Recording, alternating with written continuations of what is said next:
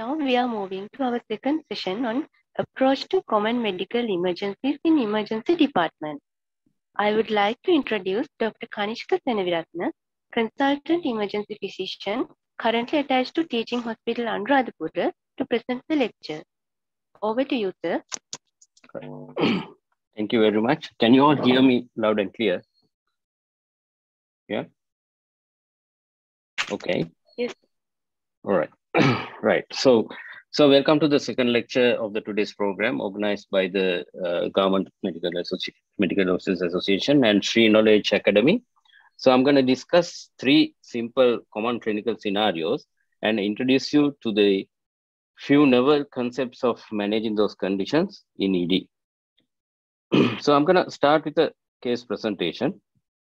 So it's a case one, patient presents with SOB, 56-year-old patient with a background history of COPD, diabetes, ischemic heart disease, presents with a one-day history of shortness of breath.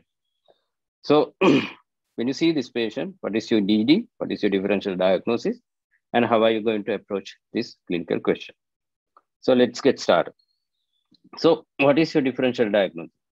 From the medical school knowledge, you all know that there are a couple of broad categories that can cause shortness of breath in any adult. It can be due to respiratory causes, cardiovascular, and metabolic causes. Being respiratory causes, it could be exacerbation of COPD, asthma, interstitial lung disease, or for that matter, it could be pneumothorax, pneumonia, ARDS, or pulmonary embolism. As cardiovascular causes, it could be acute pulmonary edema, heart failure, and things like that.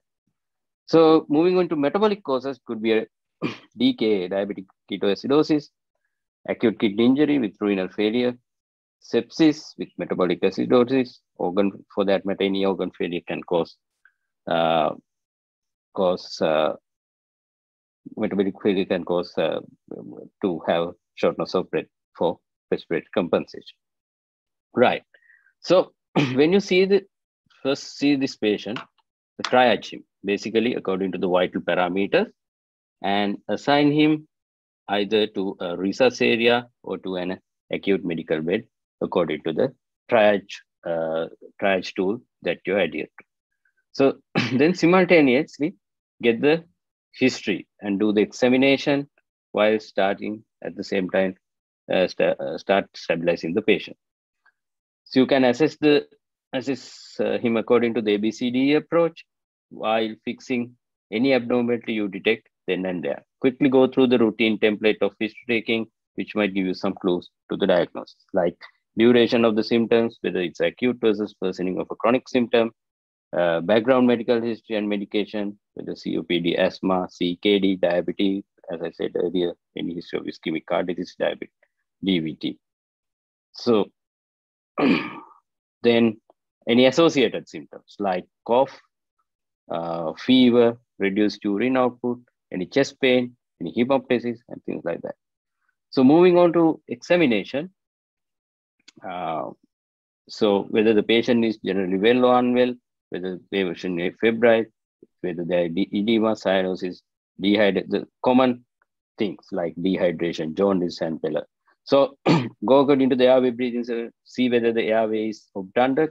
If the airway is obtunded, so you need to fix the airway then and there. So then move on to lungs. Check the respiratory rate, magnitude of the respiratory distress, whether the lungs are clear or any added sounds are present like bronchioclupitation, or whether there are any reduced air entry at least on any side, and check the saturation at the end. Right. Then cardiovascular system, as you all know, check for pulse rate, blood pressure, whether there is an elevated jugulovenous pressure. Right. Then again, still on the examination, check the GCS, pupils, and check the blood sugar as well at the D. And E for everything else. You do the proper examination of the systems, abdomen, liver, spleen, evidence of to see whether there is any evidence of abdominal sepsis. Check everywhere in the skin, see whether there are any skin sepsis, evidence of DVT, etc., etc., etc. Right. Now, after you have done your history taking, and you have done your examination, you have narrowed down your differential diagnosis. Now you can do some investigations, like which will further narrow down your differential diagnosis. First of all, simple blood test, simple bedside test, give you a lot of information. For example, blood sugar. But normal blood sugar level simply rule out any possibility of decay. But again, high blood sugar can be due to anything like decay, sepsis, maybe even due to stress reaction.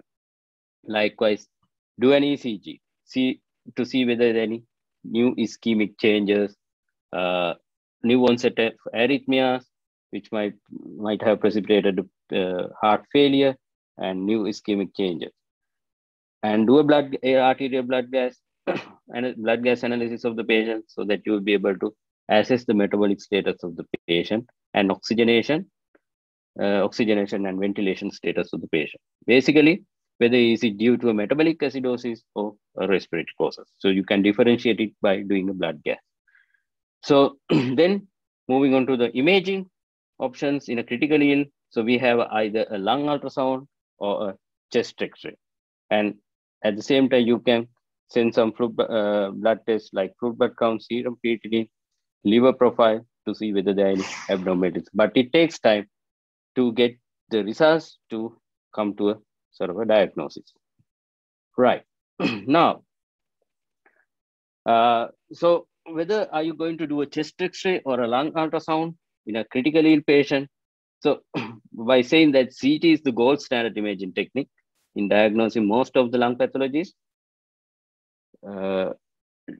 due to practical reasons, we can't move critically ill patient to CT suite. So then we have options like portable chest X-ray, lung ultrasound as the tool of diagnosis. Okay, but when you compare chest X-ray to lung ultrasound,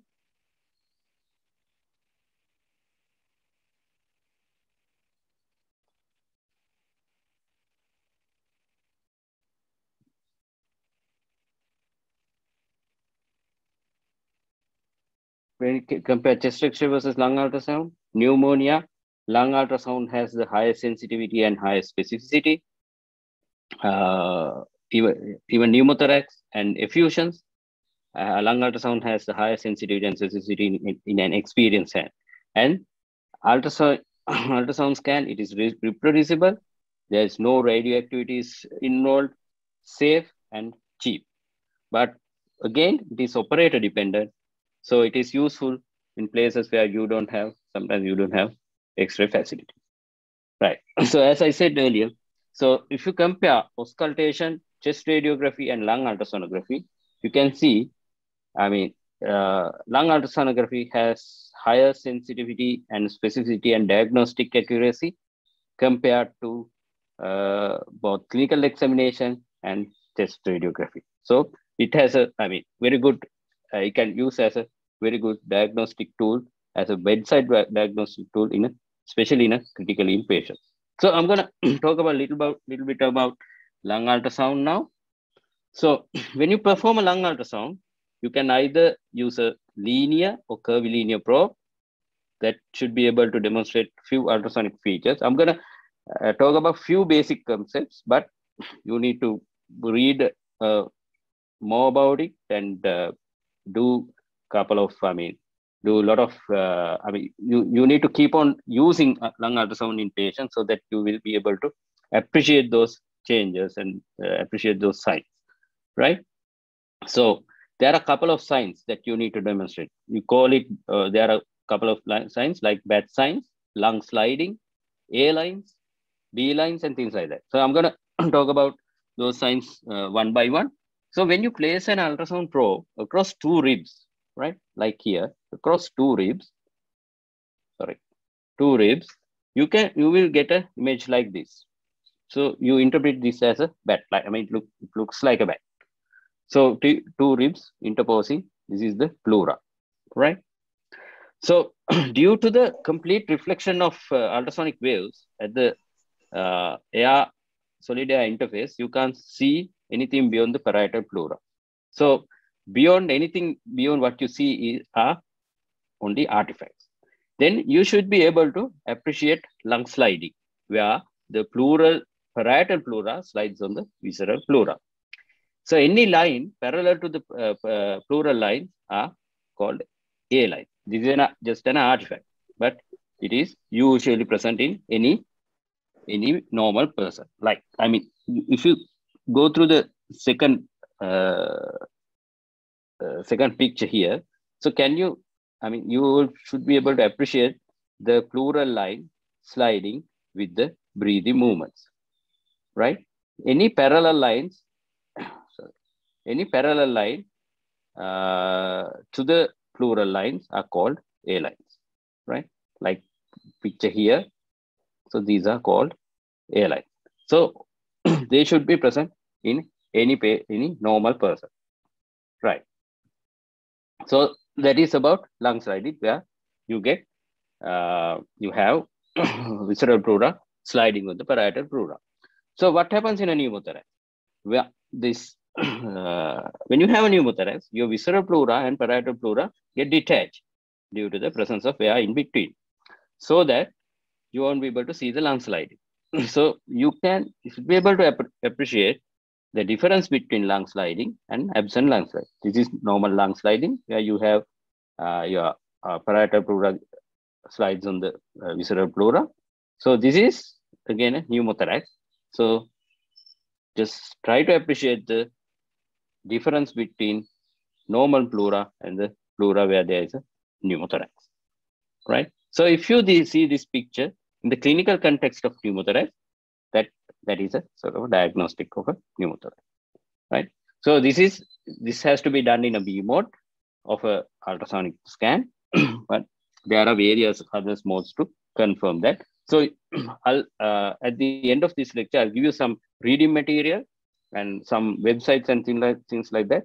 So you can go through them and develop your knowledge further. Right. So what is, then comes the B lines. I told bedside, the lung sliding, A lines. Now I'm going to talk about B lines. So any vertical line starting from the pleural line are called B lines. These B lines indicates presence of fluid in the interstitial space. They are sometimes look like comet tails. They also erase A lines which are parallel to the, it should be parallel to the pleural line.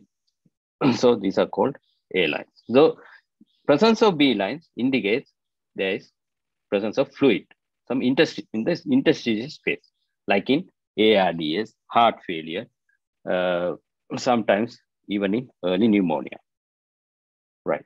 Presence of, so if you, I mean, this is a picture of B lines. So this is the pleura, this is subcutaneous tissue, this is the pleura sliding. So these are called B lines. So presence of 3 or more B lines significant, and it indicates presence of fluid in the interstitial tissue. But again, you need to interpret this in the relevant clinical context, like whether the patient is coming with ARDS, whether the patient is having clinically having a heart failure. So it just indicates indicator of presence of interstitial fluid. So those are called B lines. Right. Moving on to effusions. So presence of fluid creates a hypoechoic window. So it can be a transudate or an exudate. So there should be at least 250 ml of fluid to be detected at a chest X-ray. With the normal ultrasound scan, you can detect as volumes as small as 50 milliliters. So when you examine a patient in a supine position, so you can detect presence of fluid above the hemidiaphragm. This is the diaphragm, this is the lever on the right side. So there is a presence of pleural fluid. There is a lung floating in the pleural fluid. So there are various ultrasonic signs you have been described to indicate that there is a presence of fluid. So this is again the picture of pleural effusion. This is the lung that you can see floating in the effusion fluid, and this is the hemidiaphragm, and this could be a liver or spleen depending on the side you check. Right, that is about pleural effusion. So you can diagnose, sometimes you can even diagnose pneumonia. So early pneumonia, there only some exudate in some alveoli. So it can be, as I said earlier, so it can be seen as presence of few B lines in the ultrasonic lung ultrasound. So in an appropriate clinical setting, presence of localized B line will indicate towards the pneumonia. Because patient might be presenting with fever, pleuritic type of chest pain and things like that. So when you do ultrasound, you see B line. So I mean, the diagnosis move towards pneumonia. But with time, you know the pathology behind pneumonia. But with time, lungs get filled with purulent matter, causing hepatization. In pathology, you learn about red hepatization, gray hepatization, and things like that. So purulent matter causing hepatization, of which known as the consolidation. So you will see a lung similar to liver echogenicity. So if you look at the lung carefully, so you can see sort of whitish patches, right? Like in this picture, you can see some whitish patches, which comes and goes, right? Which comes and goes. So that is the area which is being aerated, which is known as the dynamic air bronchogram. So just read about those things and you will you will get to know the whole details of how it happens and how to interpret those things and that. But if you see sort of a dynamic air bronchogram in a patient who is having fever, pleuritic chest pain, and SOB, so this is you can say this is pneumonia even without taking a chest X-ray and chest X-ray, right? Sometimes you will be able to appreciate a small pneumonic effusions as well in a patient with pneumonia. So then, though this is not related to lung, I just want to mention it because to how to detect the presence of a thrombus in a proximal vein by doing a compression ultrasound of the lower limb. So it is important in evaluating a patient who is suspected to have PE, whether there is any lower limb DVT. So you should be able to appreciate the difference of the picture in a normal venous structure where there is compression when you do the compression ultrasonography, and in a thrombosed vein when there is inside there is the clot. There's a clot, so it is not compressible, right? So these are all a little bit basic things that you can see in the when you do ultrasonography. So how do you recollect them? So if you recollect all those signs, all those features that I mentioned before, you can put them into an algorithm. So you call it a blue protocol. So that's a tool which has been devised to do a bedside assessment of critically ill patient with a shortness of breath. Depending on the presence or absence of lung sliding, presence or absence of A profile, presence or absence of B profile, and the assessment of the venous system will give you a clue to your diagnosis, right? So you can carefully, leisurely go through the blue protocol. So look at the lung sliding first. If the lung slidings are there, whether it's a B profile or a A profile, whether the B lines are present, just the A lines are present. So depending on that, so you come to diagnosis like pulmonary edema, whether it's a pulmonary vein, and at the same time you assess the venous system of the patient, right? So if the lung sliding absent, again you see whether it's a A profile or B profile, and see whether there is a pneumonia or pneumothorax according to the lungs. But by saying that this is just an aid to your diagnosis, but you need to interpret all ultrasonic features in the context of your clinical diagnosis. Usually it should take 3 to 5 minutes to perform this blue protocol, but you can get a lot of information with regard to the causative factor. Okay. So likewise, there are various other protocols about how to assess a patient with hypotension, how to assess whether the patient is fluid responsive. There are protocols like rush protocol. There's a protocol known as false protocol. So you just read about those things. So you will get a lot of information, and you can do a lot of things as a, I mean, you can use it as a bedside diagnostic tool. So little bit of a blue protocol. CT is, as I said, gold standard technique. Here, its sensitivity is 90% and specificity of 100%. Blue protocol is a fast protocol. It should not take more than 3 minutes. So it is regarded as a reasonable gold standard test by various research in the assessment of a critically ill patient. So there are these are the couple of resources that you can read and go through if you want to, have a sort of a sound knowledge on lung ultrasonography and what are the signs that you can demonstrate and how do you come to a diagnosis and things like that. So there's Radiopedia, there's a famous org UK, and there's a POCUS, that is point of care ultrasonography org. So there are various couple of what do you call these websites that you can go through, so to get some more information regarding what I said about lung ultrasonography. So coming back, so now we have done your lung ultrasonography. Now coming back to the case 1. So this is a patient with shortness of breath. Patient was afebrile, mildly dehydrated. There's no jaundice. There's no edema. Respiratory system, respiratory rate was 34. She was using accessory muscles. Bilateral, there was bilateral widespread bronchi, but no crepitation. Saturation of 84 on room air. Ultrasound gassing, no evidence of pneumothorax, no evidence of effusion, no B-line. So it's a sort of a normal looking lung ultrasound. Cardiovascularly, patient was tachycardic, pulse rate 120, BP 110/70, but no ischemic changes in the ECG. Abdomen soft, non-tender, GCS all right, RBS 130. So we have done a blood gas analysis of the patient. pH is 7.2, PCO2 75, oxygen tension is 45 with bicarbonate 30, base excess 4. So what is it? What is it?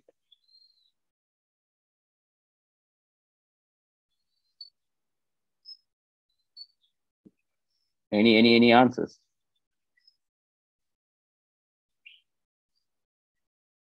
Can somebody post the answer on the chat box at least? Okay. So this is there is acidosis, pH is less than 7.35. There is carbon dioxide, there is a retention. Normal value is around 40. There is hypoxia. Patient was on some oxygen, but PO2 level is low. Bicarbonate slightly high, probably due to chronic chronic accumulation, and base excess is -4. So basically, this is going to be a respiratory problem because there's some CO2 retention, acidosis. So there's some acute respiratory failure with hypoxia. So we call it a type 2 respiratory failure. Right. So because with the background history of COPD, patient coming with bilateral bronchi and severe respiratory acidosis. So this is going to be a sort of a exacerbation of COPD. So if you go according to the gold criteria of categorizing exacerbation of COPD, this could be comes under a life-threatening exacerbation of COPD. So how do you manage any exacerbation of COPD? How do you manage? You give supplemental oxygen, so with a Venturi mask probably, and your oxygen target should be 88 to 92%. So according to that, you have to tailor-made your oxygen supplement, and there's a place for bronchodilators. You can either inhale corticosteroid beta-2 agonist with or without anticholinergics like ipratropium. So there's a place for corticosteroids, systemic corticosteroids. You can give hydrocortisone, antibiotics when it is indicated. Most of the time, the exacerbations are due to infection. If it is bacterial, so you can give antibiotics depending on the severity of the infection. You can start with either doxycycline or and so you can escalate your antibiotic therapy. And there's a place for non-invasive ventilation, so I'm going to talk about in a minute. So acute COPD, about non-invasive ventilation, NIV. So we talk about this non-invasive ventilation over and over again in this COVID context as well. So NIV is the preferred, is a preferred method over the non-invasive ventilation as the initial mode of ventilation in managing acute COPD. So you repeat arterial blood gas after 1 hour of optimum medical management, and then you decide whether the patient needs non-invasive ventilation. So what are the indications? So in a COPD patient, pH is you treat the patient medically, optimally, optimize the patient. After 1 hour, you repeat the blood gas, see whether do a blood gas, arterial blood gas, and see what is the pH. If the pH is less than 7.35, if there is CO2 more than 6.5, that is 60 millimeters mercury, and if the respiratory is more than 23, if persisting after bronchodilators and controlled oxygen therapy, so there is an indication for NIV. So then, according to this flow chart, you exclude any contraindication for NIV. What are the contraindications? There are absolute contraindications, relative contraindications. So talking about absolute contraindication, if there's a severe facial deformity, facial burns, fixed upper airway obstruction, sometimes if the patient relatively confused, agitated, and if the patient is not cooperating, those are and low GCS, those are contraindication for non-invasive ventilation. How do you set up? So you excluded your contraindication, then you have to set up your NIV. So then what is the interface that you're using? It's a full face mask. You might have seen these days what are the interfaces that you can use. So one is full face mask. You use a full face mask. Two pressures that we are talking about in especially in NIV settings when you are managing a patient with COPD. Those are called IPAP and EPAP. EPAP, you need to initially you need to 3 or higher if the patient has a obstructive sleep apnea. IPAP in COPD like 15. So initially you can use 3 and 50. So again, then titrate in 10 to 13 minutes, depending on your blood gas, depending on the clinical status, whether the patient is improving or not. So you need to see, so you can titrate your IPAP and EPAP according to the CO2 level and oxygen level. So just read about it, how to do that. And right.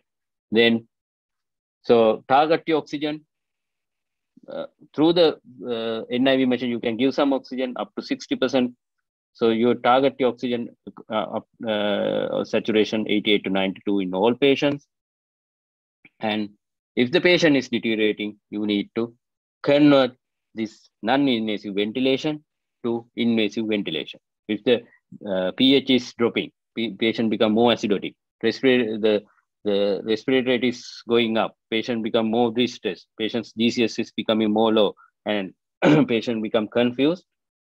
So you probably have to convert this into an invasive ventilation. That is, you have to intubate and ventilate the patient. But to decide on invasive ventilation, you need to decide on the ceiling of care at the beginning. So that is a common problem, whether to go ahead with the intubation in any COPD patient, because sometimes the ICU people might not accept this patient because this patient is having chronic COPD and things like that. So you are in a dilemma to whether to go ahead with the intubation or not. So you need to decide on the ceiling on care when you are managing the exacerbation of COPD. Usually it has to be decided beforehand by the treating physician after discussing with the patient and the family whether to go ahead with the intubation and ventilation if you are going into a crisis situation like this. But if none of us has taken that decision, you have to consider the patient's pre-morbid condition and etc. How is his mobility? How is his routine daily work? How is coping up with that before escalating the treatment, right? So that's about managing COPD. Right. Now, that was the patient. I talked about patient who has presented with a shortness of breath. So how to come to a diagnosis? What are the newer techniques that you can use, newer imaging modalities that you can use to diagnose the pathology behind? And, and if it is a COPD exacerbation, how are you going to manage? And so I have talked about the importance of non-invasive ventilation over invasive ventilation. Right. That's done. Now, case 2. So again, this is another common clinical condition you will see in an emergency department. Right. What is it? 45-year-old patient presented with chest pain and reduced level of consciousness for half an hour duration. On examination, patent airway, respiratory rate 16, saturation was maintained in your room 100%, blood pressure 150 by 100, pulse rate 70, GCS 13 by 13, GCS 13 by 15, blood sugar 120 milligram per deciliter. And we have done an ECG because patient was having some chest pain earlier. So we have done an ECG. So what's your diagnosis? So I need some answer for this one. You can post them on the chat box.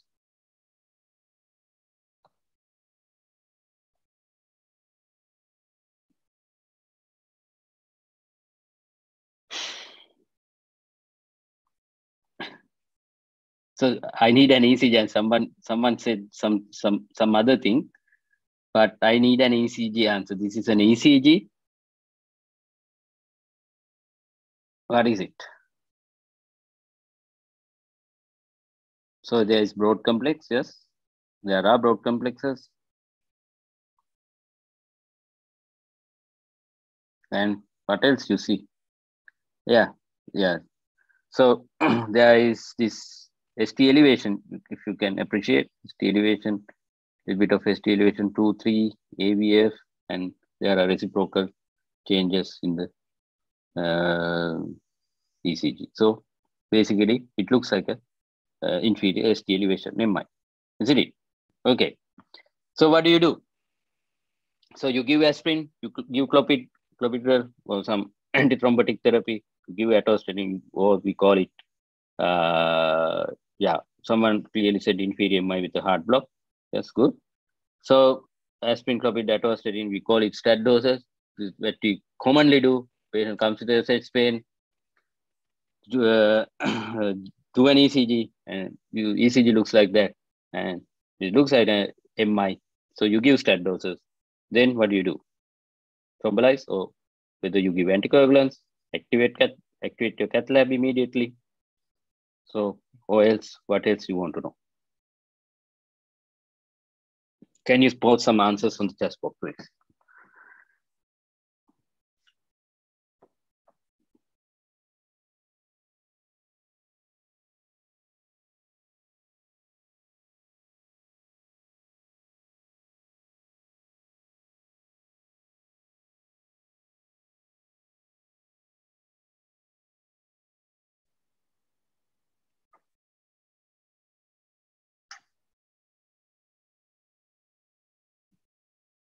Yeah, there are a few answers coming up now. So one said thrombolize, primary PCI,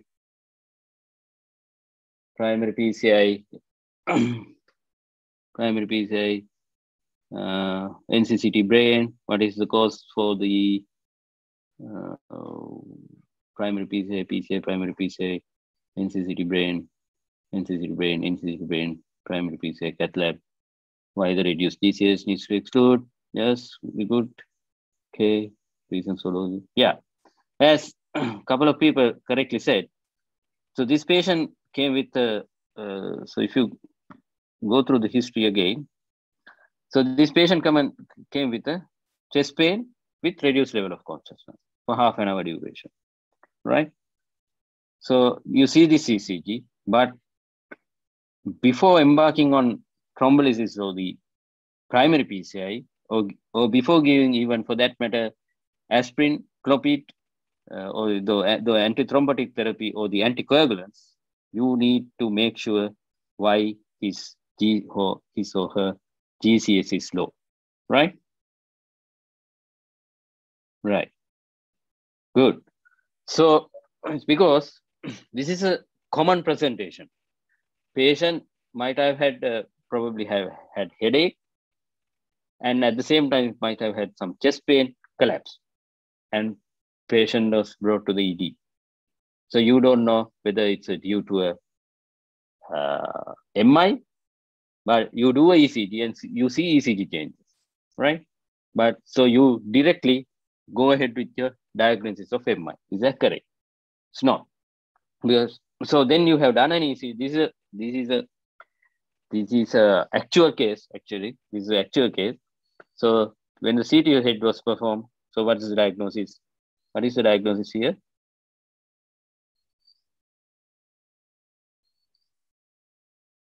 So it's a SH. It's a widespread.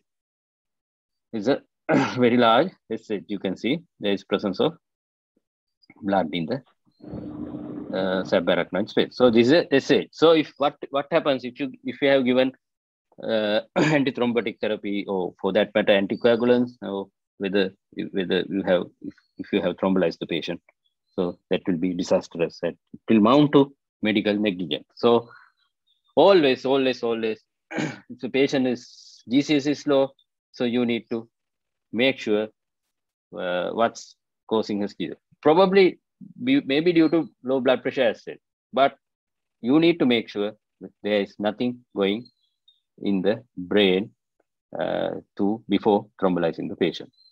I mean, depending on the history. So what happens? I mean, why this CCG changes happen? So there are a lot of conditions that can present as ST segment elevation in an ECG. It looks like a typical STEMI. So STEMI is there's a ST elevation anyway. So you can have pericarditis, saddle shape ST elevation, raised intracranial pressure, like in SH and things like that. Benign early repolarization. In young people, you will get J-point elevation, we call it. In left ventricular hypertrophy, LBBB, left bundle branch block, Brugada syndrome, all those, and there are a couple of other more. So all those conditions can cause ST segment elevation. This is important because only ST elevation MI has a time critical management. You need to take a decision whether to go ahead with the thrombolysis or the primary PCI then and there, right? So you need to think about those conditions as well when you are interpreting these ECG before embarking on primary PCI or thrombolysis, right? So STEMI diagnosis, how do you do that? In the proper clinical context, if there's a ST segment elevation measured at the J point, at least 2 contiguously ST segment elevation more than 2.5 millimeters in less than 40 years, 2 millimeters in men more than 40 years. So these are all textbook things, and in women more than 1.5 leads and things like that, and or else left bundle branch block, right? this is caused either ST elevation MI or an equivalent. This is an indicator for primary PCI or thrombolysis, right? So talking about this ST elevation MI management. So if there's a hypoxia, people tend to give oxygen all the time to each and every patient which comes to ED. So that is not correct. So if the patient presents with chest pain and you see a ST elevation MI, so you don't give oxygen unless the saturation is less than 90. Good. So routine oxygen is not recommended in patient with this saturation more than 90.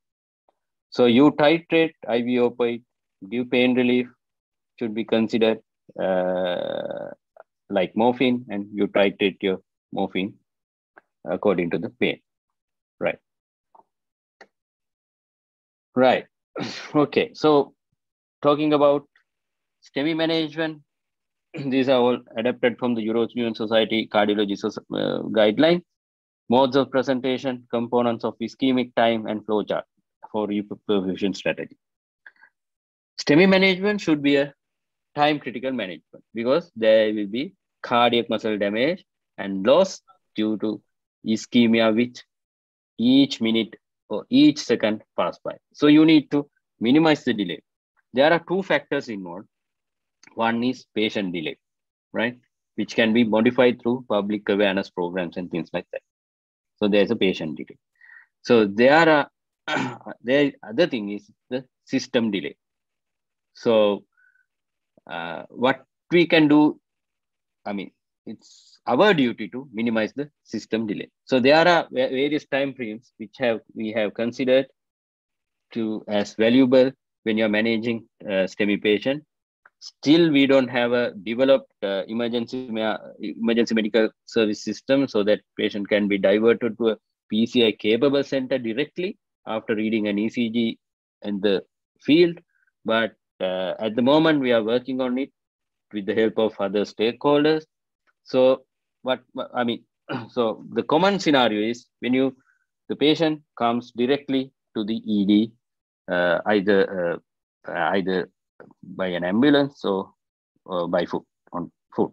So so when you come across a patient with a STEMI ECG, you have to take a ECG.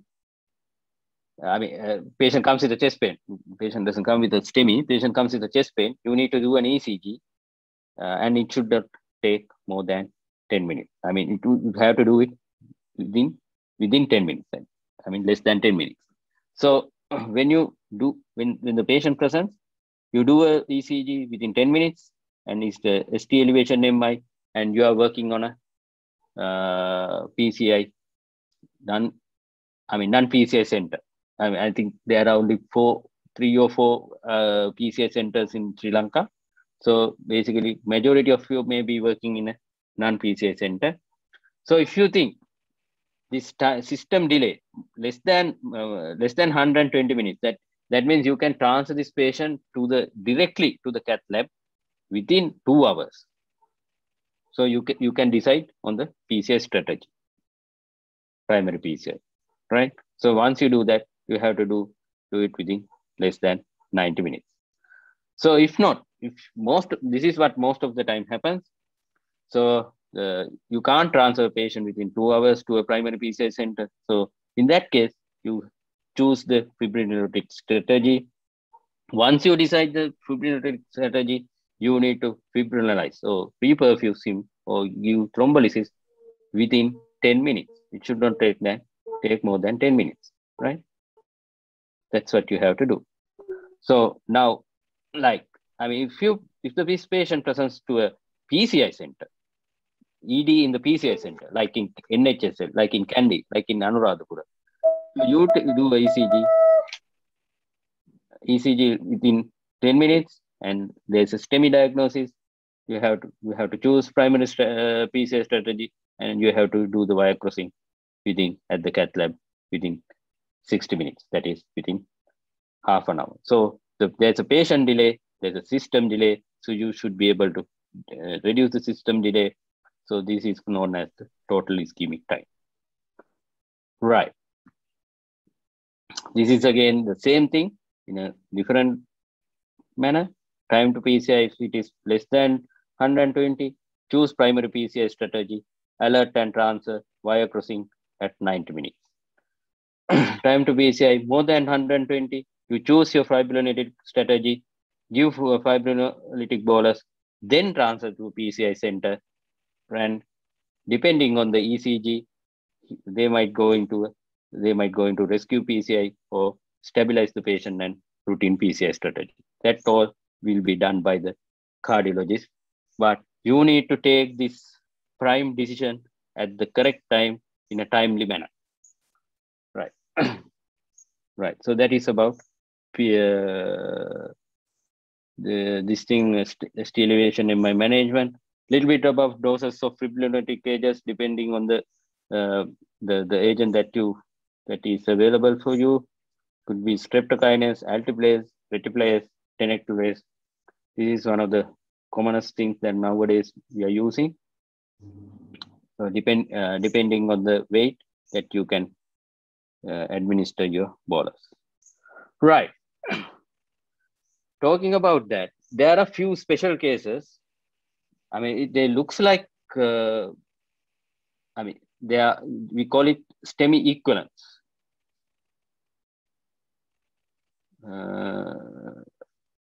Yes, please, somebody who has draw a line against across this field, can you please erase that, please?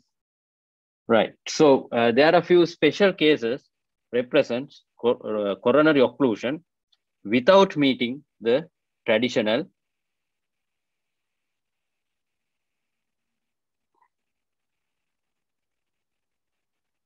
So there's one question, what is the superior one, TPO altiplase? TPO altiplase. Is it tenecteplase or altiplase? So there's, I mean, nothing like that. So for, I mean, just give me a second. So because you can, I mean, this is tenecteplase is the long-acting preparation of TPA. So you can give it as a first bolus, just a bolus. But altiplase you need to give as a bolus as well as a infusion as well. So there is a sometimes higher risk of hemorrhage with TPA. Right. So there are a few special cases represents coronary occlusion without meeting the traditional ST elevation criteria. ST elevation criteria. So, but timely recognition and treatment is equally important as a STEM. So diagnosing them in ED setting is very challenging, but because presentation is atypical, but it is really important because they also need a timely reperfusion intervention. Right. So first one called De Winter's T wave or the De Winter's syndrome, which this is one of the things that we should not miss, but it is equivalent to STEMI. So it is due to proximal LAD occlusion. It look for upsloping ST depression in V1 to V4, that is in the anti-release, and tall symmetric T waves in the V1 to V4, the same lead. So there might be little bit of ST elevation might present in AVR plus or minus in AVL. They also need immediate reperfusion.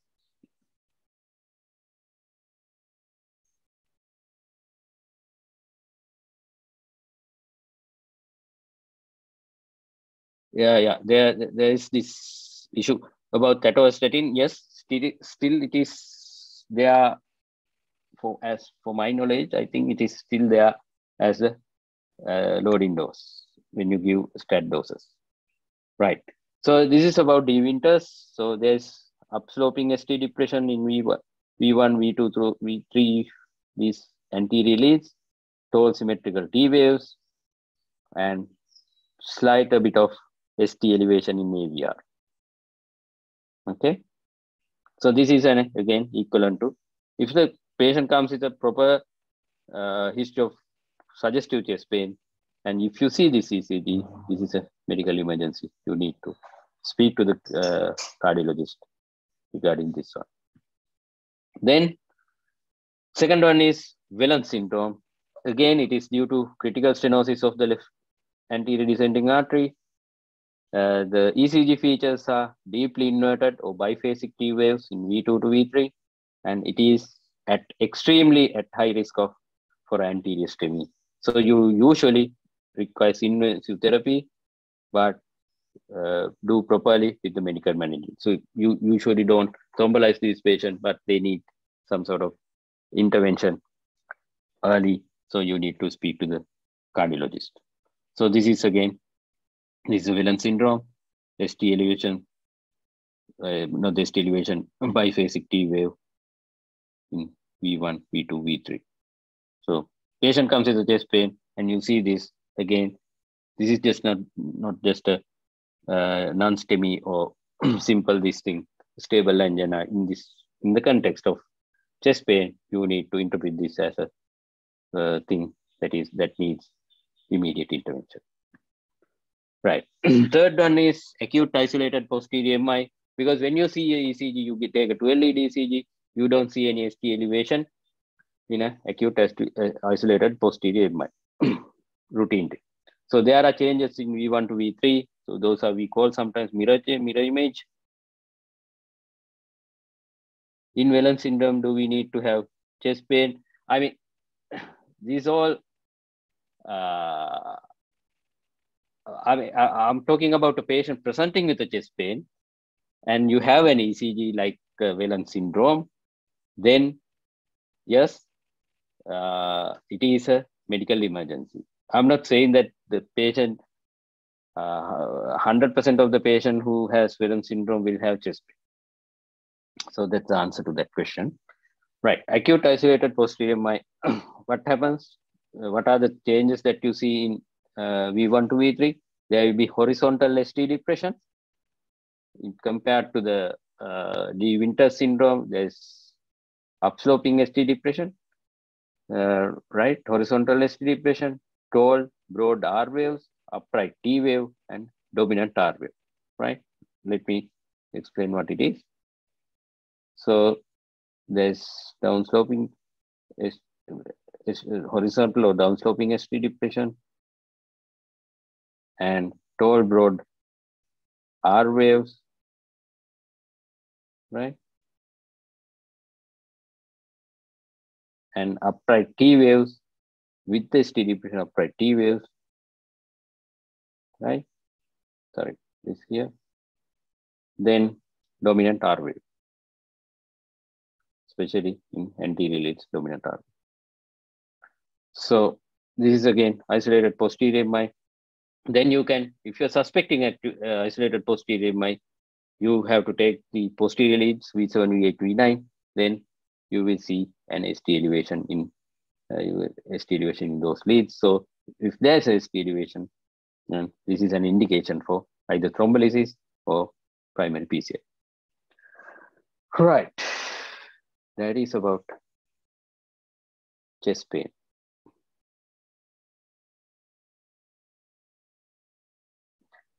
De Winters, do we have to thrombolize or PCI? It's better to go for primary PCI. They need early angiography and some intervention. Features of posterior MI. There are a couple of questions I'm answering to them. Features of posterior MI like bradycardia, they might present. I mean, even in inferior MI, you have some side of sometimes you have bradycardia and heart blocks and hypotension. Even in an anterior ST elevation MI, we have hypotension. So due to the involvement of the conduction systems and things like that. So, but they are not necessarily present in any MI. I mean, you can't come to a diagnosis as whether it's a posterior, anterior, or inferior MI by looking at the pulse rate and the hypertension. So they might present in any MI. So that's the answer for that question. Right. Last case. I'm going to go through it very quickly. So 60-year-old patient, this is a common case and you all know that what it is. 60-year-old patient presents with fever with chills, abdominal pain for 3 days. On examination, patient is febrile, jaundiced, dehydrated, and warm peripheries. Respiratory rate 26, saturation 100, blood pressure 90/60, pulse rate 120, abdomen soft, tender on the right hypochondriac area. So what is your diagnosis? I mean, what are the things that go through in your mind? So yes, acute cholecystitis, cholangitis, There are a couple of answers coming up. What else? What are the other features that you have to consider? Dengue shock, yes, very good answer. Cholangitis, again, yes. Sepsis, yes. Lepto, yes. Acute cholangitis with septic shock. Lepto, yeah, there are a lot of things in acute hepatitis. Right.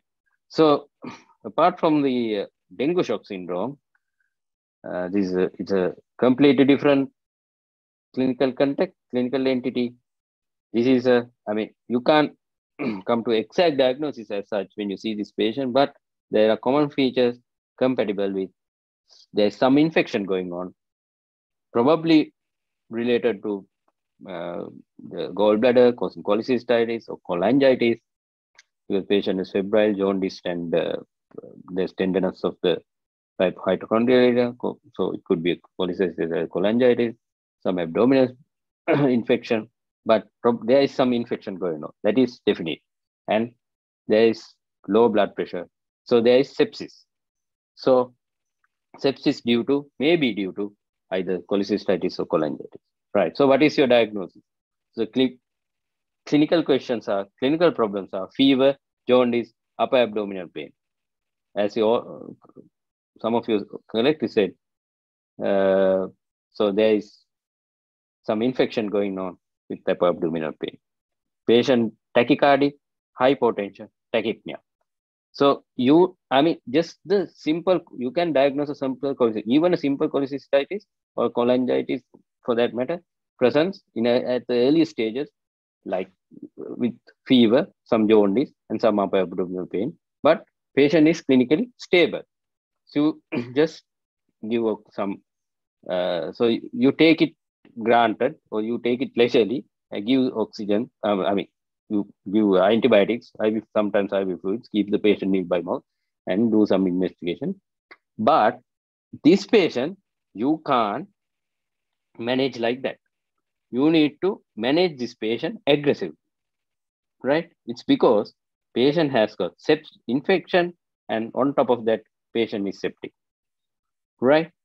That is why this patient needs aggressive treatment. Even for any matter, any patient with infection, but with ongoing sepsis. Infection and sepsis are two different things. So infection with a host reaction, like sepsis, you need to manage aggressively, right? So how do you manage? You need to resuscitate the patient. You need to give fluids. How much fluid?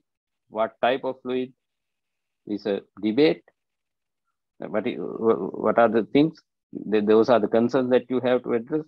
And what are the choices of antibiotics? And what are the investigations that you do? Blood culture, blood gas, and things like that. So if you do, you have given antibiotics, do investigation, taken blood for cultures before giving antibiotics, do a gas, and you see pH of 7.2, bicarbonate 16, CO2 26, base X is -8, and lactate 4. What is it? So it is a metabolic acidosis with high lactate level, right? Because patient is acidotic, pH 7.2, lactate is high, normal value is less than 2. So base X is -8. So it's a metabolic acidosis with a carbon dioxide. There might be probably there might be CO2 washout due to the acidosis, maybe due to increased respiratory rate. So, right. So then comes the topic of sepsis. Right. Sepsis. What is sepsis? It's not just an infection. Sepsis is a life-threatening organ dysfunction due to a dysregulated host response to infection. So that is what I mentioned by infection and sepsis are two different things, because sepsis is just the dysregulated host response causing organ dysfunction, and it is life-threatening. Right. Just merely presence of infection won't cause sepsis. It is the dysregulated host response. So you need to assess the patient quickly, and you need to recognize sepsis very early. If not, once the patient goes into septic shock, there is no point of detecting septic shock. So then you will be too late to manage this patient. So you need to recognize sepsis very early. So at the first medical contact, there are various causes coming up. So one of the commonest or the widely used one now, I mean, we are talking about, like in SIRS earlier, that is systemic inflammatory response syndrome. Now this is sepsis, surviving sepsis campaign guideline has been changed over to QSOFA. So what is QSOFA? Patient with suspected infection. If 2 or more of these are present, you suspect there is sepsis. So what are those? You name it as HAT. One is hypotension, systolic blood pressure less than 100. A for alert, altered mental status, ECS less than 15, and tachypnea, respiratory rate more than 20. So if 2 of them are present, so you call it as, you suspect that there is a possible sepsis. Right. So sepsis, what are the clinical criteria? So that was a sort of a screening tool, HAT. If 2 present, you suspect sepsis. So clinical criteria, there's a, again, you go and read about the SOFA score. That was a QSOFA, quick SOFA, QSOFA. So this is SOFA score. This is the newest guideline. For patient with infection, increase in 2 points of SOFA score. That means there is two organ failures. That is what is meant by 2 point of increase in 2 points. 2 organ failure is clinically considered as sepsis. There is a 10% mortality in septic patient. So if you don't recognize and treat infection or the sepsis early, patient will go into septic shock. There is a 40% chance of patient being died. So you need to, that is why I have mentioned that you need to recognize them early and treat them early. So septic shock, 40% mortality. Sepsis, with what is septic shock? Sepsis. Now you have diagnosed sepsis by applying the SOFA score. That patient with persistent hypotension, persistent low blood pressure, requiring vasopressors to maintain blood pressure, maintain mean arterial pressure more than 65, is known as septic shock, and there will be high lactate level. Even in our patient, that patient had high lactate level and blood pressure was low. So patient was in septic shock. That is why it is important to recognize early. So know your sepsis. What do you do if you recognize a patient with sepsis? Give high flow oxygen, titrate oxygen saturation, depending, whether if the patient is not COPD saturation, target your saturation 94 to 98. Take blood cultures immediately. Give antibiotics early as possible. Give IV fluid challenge and see whether the patient is fluid responsive. Measure your lactate and measure urine output. So basically, you need to give 3 and you need to take 3.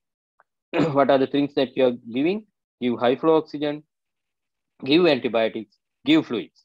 Those are the 3 things that you give. What are the 3 things that you take off?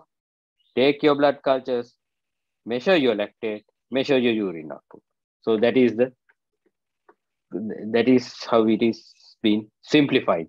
So so that you won't miss any sepsis and you won't miss, you won't delay treatment of patient with the sepsis. Right. So management, again, as in any emergency, sepsis is a medical emergency. Sepsis is a medical emergency. So it has to be a time critical management.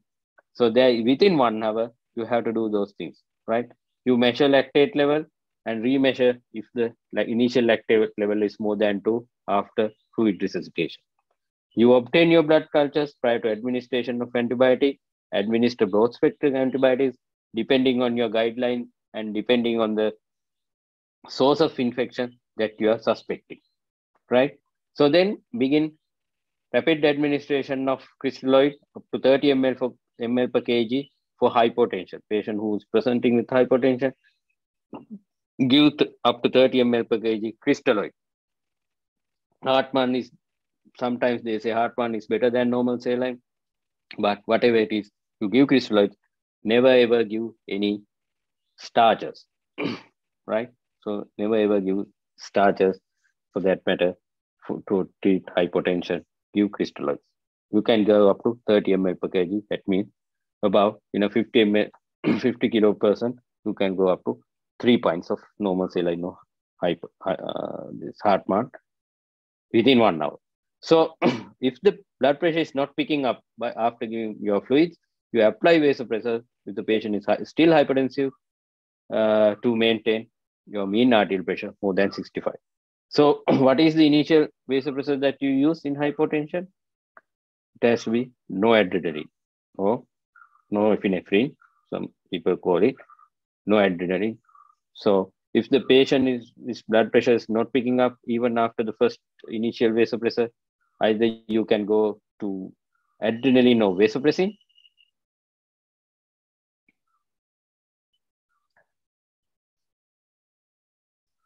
Adrenaline or vasopressin, and use dobutamine if there is evidence of low cardiac output status after achieving the MAC and adequate intravascular status. So after going fluids, now we are confident your patient's volume status is good. So and still there is some evidence of low cardiac output. That means your mixed oxygen saturation is going up. So there is evidence of low cardiac output. So you can use dobutamine. Right. Combination of that. It all depends on the clinical status of the patient. So you can use initially noradrenaline, then either adrenaline or vasopressin combined with dobutamine, but never ever use dopamine or phenylephrine to treat your low blood pressure in septic shock. Right? Never ever use. They are basically contraindicated. Right. So there are a couple of questions being posted. Is there if there is a nutrient, what is your ideal antibiotic? I really don't have an answer for that. There is a local guideline. I really don't memorize those antibiotics, names of the antibiotics. There is a proper guideline in place in the Sri Lanka, published by the Sri Lanka Microbiology College of Microbiologists. So you have to follow the protocol or the local guidelines to, administer the antibiotics. So and again, depending on the patient's conditions and source of infection, you have to tailor-make your antibiotic choice. So that's the answer for that question. Is Hartmann better than normal saline initially? Yes, they say, because it's theoretically it says Hartmann is better than, because normal saline can cause metabolic acidosis because its pH is a bit low. Hartmann is more or less equivalent to your plasma. So sometimes they say, theoretically they say Hartmann is better than normal saline, but it's again controversial. But if it is not available, definitely you can use normal saline. Still, we also use normal saline at the initial stage. But for that matter, you can use crystalloids as the initial choice of resuscitation. First line, why not starch in fluid? There are various researches being done. Starches is a very, bigger molecule which can cause acute kidney injury in the ICU setup. So these are being research-based theories and the research-based things. So they haven't. They are. Detrimental in starches are detrimental in resuscitating a patient with sepsis or septic shock. But there's a place for albumin. That I should say, there's a place for albumin, but not at the initial stage. Dopamine is not good. Yes, again, all of them are research-based. They have very reserved, limited place for dopamine, not at all as a first line, right? In a patient, how do you describe the chest pain? Probably, sometimes they in an SH patient, they mount a very severe sympathetic response in the body. So you call it some cardiomyopathy, Takabusso's cardiomyopathy. So it can cause Sometimes it can cause mountain MI or chest pain. So that is how they describe this chest pain in an NSH patient. So which came first is important in a patient who's been presenting with the chest pain and a collapse. So patient might have presented with the chest pain and collapse. So that even for that matter, in any cardiac arrest patient also, patient might have had chest pain before the cardiac arrest, or patient might have collapsed and had a cardiac arrest. So when you have resuscitated the patient, so you don't know, and then you do ECG and you see some ECG changes, but you don't go and do a primary PCI straight away. So you probably have to exclude intracranial event. Although the commonest cause of cardiac arrest is a cardiac event, you need to exclude a cerebral hemorrhage as well. Yeah, there's a place for albumin. If the patient's blood pressure is not picking up, there's a place for albumin even in ARDS. After what is the next? Noradrenaline, dopamine. There's noradrenaline and dopamine. As I said, you can go for adrenaline, you can go for vasopressin, right? Yes, in how do you heart failure and CKD, how you manage your fluid resuscitation? That's a very good question. Yes, again, it's a very clinical oriented. It has to be very clinical oriented, but because then that is again your ultrasonic bedside ultrasonography comes handy. So you can evaluate the patient's fluid responsiveness, and you can assess the IVC collapsibility and the IVC collapsibility index. You go through and read about those things. Then you can tailor-made your fluid challenge or the fluid resuscitation according to those findings. So is there a risk of endarterial tissue necrosis, use of noradrenaline push septic? So yes, there is a risk of endarterial damage and necrosis with the use of noradrenaline, but you need to put a central line to start noradrenaline. You need to put a central line. You need to risk in a DIC patient, his or her patients, the coagulation status might have deranged, but you need to weigh the risk and the benefit, and you need to put a central line. For that matter, even in any low blood pressure patient must have a CV line and an arterial catheter, ideally speaking. But in our setups, I know that we won't be able to do that, but at least a CV line would do. So then you can properly give your noradrenaline. What about Ringer's lactate? It is not available, but it is more or less equivalent to Hartmann's. Can vasopressin give as first time? No, but you have to use your noradrenaline first, then you can add your vasopressin. If the patient is end-stage renal failure, how will you resuscitate IV fluids? It's a difficult question. You need to look at the patients clinically, and according to that, you need to guide your fluid therapy. These all these guidelines to, not to miss those patients and to manage your patients aggressively, but according to the clinical conditions like premorbid conditions like heart failure, renal failure, and things like that. Even with a septic patient, even a septic patient might have present with a AKI. So in that case, you can't go and give large amount of fluids to resuscitate patients. So you need to consider all those factors when you are resuscitating patients. This is just a guideline. Right. What is the place of blood transfusion in sepsis? There's a place. You need to keep your hemoglobin at 10.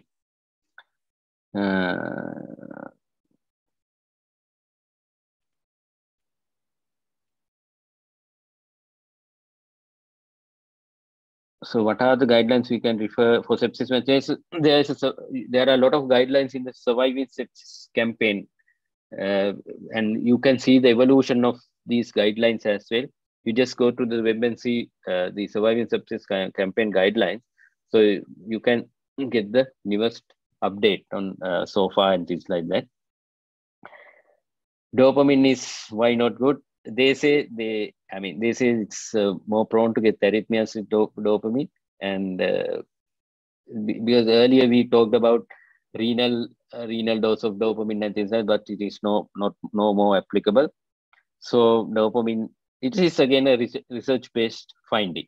Dopamine is might not good. It can cause more arrhythmias in unstable patients, so that's why. So there's if you weigh risk and benefits, it's harmful. Thus, giving oxygen management might have a survival benefit. Yes, patient whose saturation is less than 90, definitely you need to give oxygen. But if the patient's saturation is more than 90, there's no point of giving oxygen. Sometimes it is detrimental because sometimes they say it can cause coronary vasoconstriction. So that there is a harmful effects as well. That is why I said you can't, go and give oxygen for each and every patient. Right.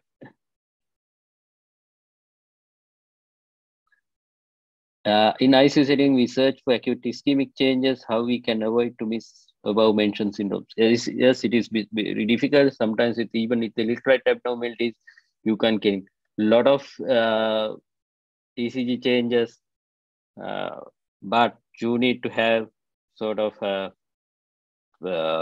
great degree of suspicion to detect. Even with even in the ED setting, it's very difficult sometimes. Difficult to diagnose. You tend to miss those things, but you need to have very high degree of suspicion. That is, that's how you have to go ahead with the diagnosis. Right. So if there is any question, so I'll post my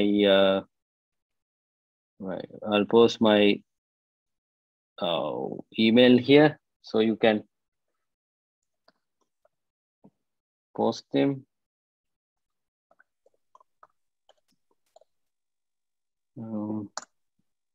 So, and again, I would like to thank Government Medical Association for this very good initiative to update the knowledge on the medical officers. And and thank you very much, GMO and the Shri Academy. Thank you very much for your excellent presentation. Thank you all for participation. Here we are signing off today. Have a good day and stay safe. Thank you.